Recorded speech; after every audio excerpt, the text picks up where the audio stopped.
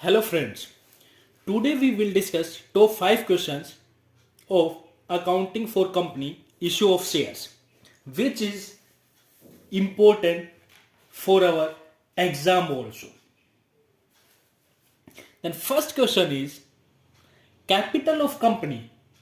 Capital of company divided into parts, capital of the company divided into parts is known as we know that total capital of company, जो company की total capital है, suppose total capital company की है हमारी, we discuss that total company की capital है हमारी, total capital है हमारी कंपनी की रुपीज 50 लाख। टोटल कैपिटल कितनी है हमारी कंपनी की? 50 लाख। उसको हमने डिवाइड कर दिया इनटू यूनिट्स, और एक यूनिट हमारी है 10 रुपीज की। एक यूनिट हमारी कितने की है? 10 रुपीज की। तो हमारे पास कितनी यूनिट्स होगी? टोटल होगी हमारे पास 5 लाख यूनिट्स। कितनी यूनिट्स होगी? 5 लाख यूनिट्स। और एक यूनिट कितने रुपए की है? 10 रुपीज की। तो ये these 5 lakh units is known as shares of the company. वह जब total capital of the company divided into parts या units is known as share. Clear है बात? Next question is which company do not require to include cash flow statement in its financial statement। वो company जिसको जरूरी नहीं है include करना क्या चीज? Cash flow statement. किसमें? फाइनेंशियल स्टेटमेंट में। तो इसका मतलब कि कैश फ्लो स्टेटमेंट सभी कंपनी को बनाना कंपलसरी होगा। तो यस, रिक्वायरमेंट तो है सारे कंपनी को, लेकिन एक कंपनी ऐसी है जिसको कैश फ्लो स्टेटमेंट बनाना जरूरी नहीं है। Do not required to include cash flow statement in its financial statement. अपनी फाइनेंशियल स्टेटमेंट में कैश फ्लो स्टेटमेंट इंक्लूड करना जरूरी नहीं है। तो वो कौन सी कंपनी है? That company known as 1 person company. उस कंपनी को हम क्या बोलते हैं? 1 पर्सन कंपनी। क्या बोलते हैं हम? 1 पर्सन कंपनी। क्लियर है बात? और सबसे खास बात क्या है इसकी? It's paid up share capital should not exceed rupees 50 lakh. जो 1 पर्सन कंपनी है, इसकी शेयर कैपिटल है वो एक्सीड नहीं होगी। Paid up share capital rupees कितना? 50 लाख। कितना होगा? 50 लाख। क्लियर है बात? नेक्स्ट अब देखो, नेक्स्ट क्वेश्चन हमारा है called up capital is the part of which capital. Next question में हमारे क्या बोला है? कॉल्ड अप कैपिटल है वो कौन सी कैपिटल का पार्ट है। तो इसका मतलब कैपिटल बहुत सारी होती होगी। यस, अब हमें पता है जो शेयर्स कैपिटल है वो बहुत तरीके की होती है। फर्स्ट हमारी होती है ऑथोराइज्ड कैपिटल। क्या होती है? Authorised capital. ऑथोराइज्ड कैपिटल का दूसरा नाम क्या है? Nominal capital. नॉमिनल कैपिटल के और तीसरा नाम क्या है इसका? Registered capital. Authorized capital, nominal capital, registered capital, these are the sames. तो क्या होती है ये? Amount which stated in memorandum of association, या हम कह सकते हैं इसके maximum capital for which a company is authorized. उसके पास ऑथोराइज्ड है टू इश्यू शेयर्स। वो अपने शेयर्स इश्यू कर सकती है मैक्सिमम अपने लाइफ टाइम में। कितने? जितने भी उसने क्या कर रखे हैं? रजिस्टर्ड कर रखे हैं। किस में? मेमोरेंडम ऑफ एसोसिएशन में। तो उस कैपिटल को हम बोलते हैं ऑथोराइज्ड कैपिटल। अब बात आती है नेक्स्ट, इसके बाद इश्यूड कैपिटल। भाई कंपनी क्या होगी? पब्लिक में इश्यू करेगी शेयर्स, उसको हम क्या बोलेंगे? Issued capital. क्या बोलेंगे? Issued capital.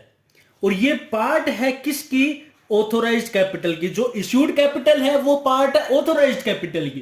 क्यों? क्योंकि पहले हम ऑथोराइज जितना भी मैक्सिमम कैपिटल है वो मेमोरेंडम एसोसिएशन में रजिस्टर करवाया होगा। किसने? कंपनी ने। उसी में से तो इशू करेगी ना। तो इसका मतलब इशू कैपिटल जो पार्ट है वो कौन सी कैपिटल का है? ऑथोराइज्ड कैपिटल का। किसका पार्ट है?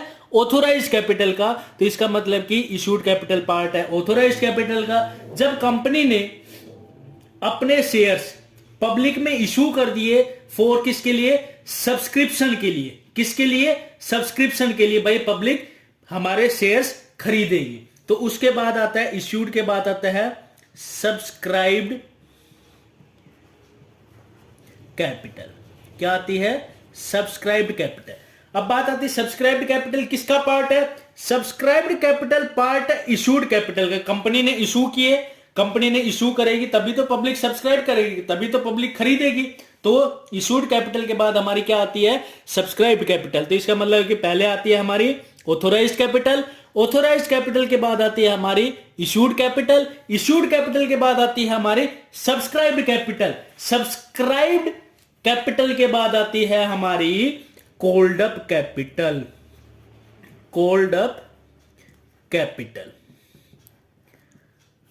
अब ये बताओ सब्सक्राइब्ड कैपिटल के बाद कॉल्ड अप कैपिटल आई है, तो इसका मतलब क्वेश्चन में क्या पूछा है? कॉल्ड अप कैपिटल है वो पार्ट है कौन सी कैपिटल का? तो we can say that subscribed capital. तो इसका मतलब कि answer is subscribed capital, answer is subscribed capital. Subscribed capital का पार्ट है क्या? Called up capital. तो जितना पब्लिक ने सब्सक्राइब किया होगा उसी में से तो कंपनी अपने पास पैसे मंगाएगी। अब जब सब्सक्राइब भी नहीं किया होगा तो कॉल्ड अप भी नहीं कर सकती। तो we can say that called up capital is the part of subscribed capital which is called by the directors from the share holder for the payment. जो भी डायरेक्टर्स है कंपनी के, कंपनी पैसा मंगाती है शेयर होल्डर से, किस लिए? Payment के लिए। तो right answer is subscribed capital. Next question हमारा आता है by whom board of directors elected in the company. By whom board of directors elected in the company. अब बताओ भाई बोर्ड ऑफ डायरेक्टर्स को इलेक्ट कौन करता है, मतलब कि कौन चुनता है कंपनी में? The right answer is equity share holders. Equity share holders elects the board of directors. जो इक्विटी शेयर होल्डर्स है वही क्या करते हैं? चुनते हैं बोर्ड ऑफ डायरेक्टर्स को। क्यों? क्योंकि दे हैव वोटिंग राइट्स। जो इक्विटी शेयर होल्डर्स हैं उनके पास क्या है? वोटिंग राइट्स है और they have fully right to participate in the management of the company. उनके पास पूरा का पूरा राइट है एक वोटिंग करने का और पूरा पार्टिसिपेट करने का। किसमें? Management of the company, company के मैनेजमेंट में। That's why equity share holders elects the board of directors. तो कौन इलेक्ट करता है बोर्ड ऑफ डायरेक्टर्स को?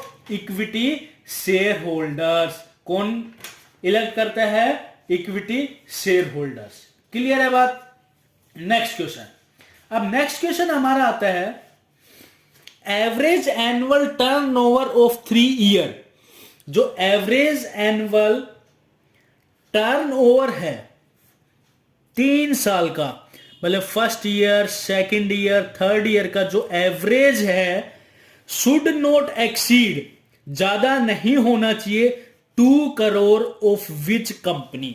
कौन सी कंपनी का जो एनुअल एवरेज टर्नओवर है 3 इयर्स का शुड नॉट एक्सीड, ज्यादा नहीं होना चाहिए किसका? 2 करोड़ से। तो कौन सी? The right answer is 1 person company. The right answer is 1 person company. जो 1 पर्सन कंपनी है उसका जो एनुअल एवरेज टर्नओवर है कितने साल का? 3 साल का। वो एक्सीड नहीं होना चाहिए कितने से, 2 करोड़ से। क्लियर है बात? दीज आर द तो 5 questions related to accounting for company in issue of shares. If you like the video, please like it, share it and subscribe the channel for more videos. Thank you. Have a nice day.